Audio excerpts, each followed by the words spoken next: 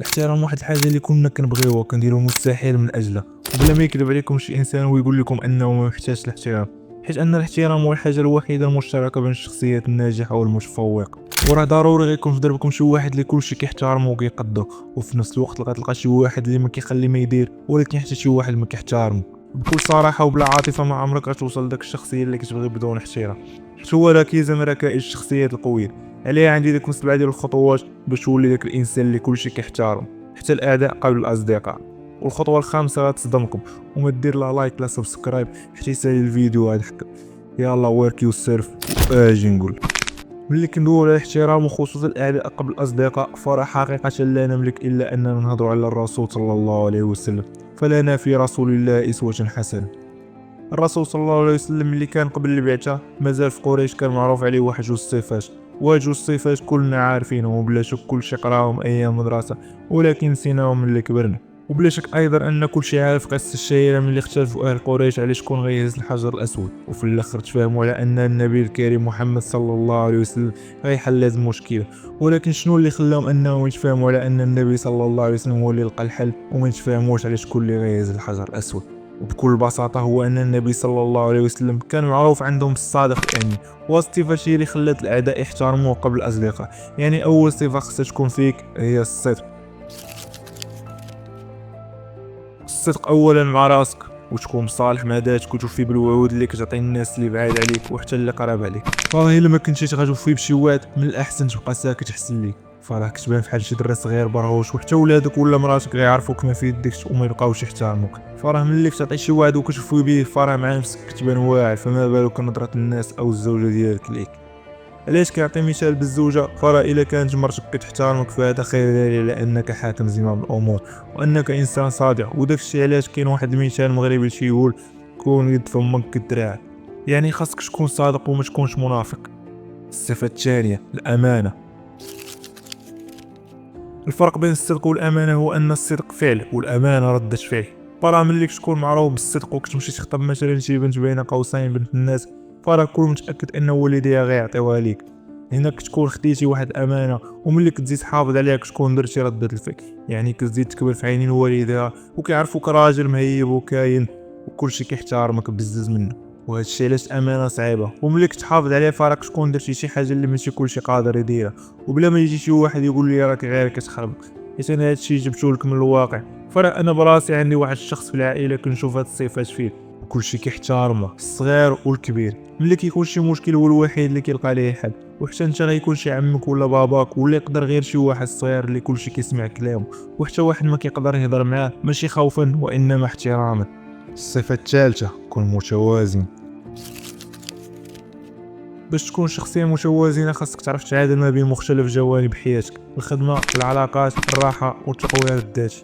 بحال مثلا بزاف ديال الناس كيطيحوا في الفخ ديال انهم كيبقاو غير خدمه لخدمه وكينساو يهتموا براسهم، اولا اللي كيبقى عاطينا غير الزو كينساو التزاماتهم، وبالتالي كيضيعوا احترامهم من قبل الاشخاص الاخرين. فلا بغينا ولا كرهنا راه ضروري خاصك تكون عندك شي خدمه كديرها ولو تكون بسيطه، وخاصك تجتهد باش تحول راسك لنسخه افضل. التوازن مش انك تقسم الوقت والتساوي على داكشي اللي كدير، وانما تعطي كل حاجه حقها على حسب الاولويات. غير ركز معايا وغنبين لك كيفاش. خاصك تعرف وقتاش تخدم بجد وبكل مسؤوليه، ووقتاش تعطي لجسمك وعقلك فرصه باش يسترجعوا الطاقه اللي استنزفتي.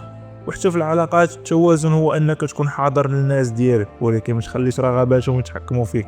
بنفس الطريقه ملي كتخدم على تطوير راسك، لا خاصك الوقت اللي كتهتم فيه بالصحه ديالك النفسيه والجسديه. يعني كتلقى الوقت في الكارير ديالك ما بين الرياضه، الصحاب، العائله والخدمه وحتى الراحه.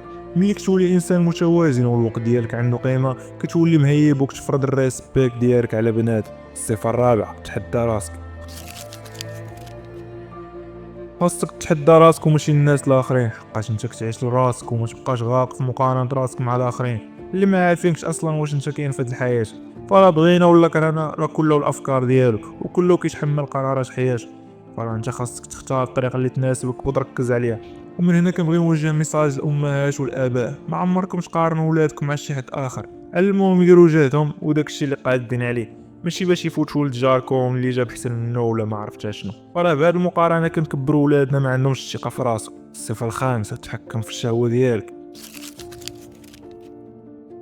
ما تكونش عبد الشهوه ديالك وتابع غير البنات والبورنو فين ما كانت شي بنت تابعها ولا تصيفط لها ميساج، فراه هنا كطيح من القيمه ديالك. وكون اكيد كاع هذوك البنات اللي تبعتي غيدوروا عليك الهضره في لونتوراج اللي انت خدام فيه او اللي ساكن فيه، وغتفقد احترام الناس ليك، وخصوصا الا كنتي كتزيدها بالعاده السريه اللي درت عليها فيديو خاص على كيفاش تقطع.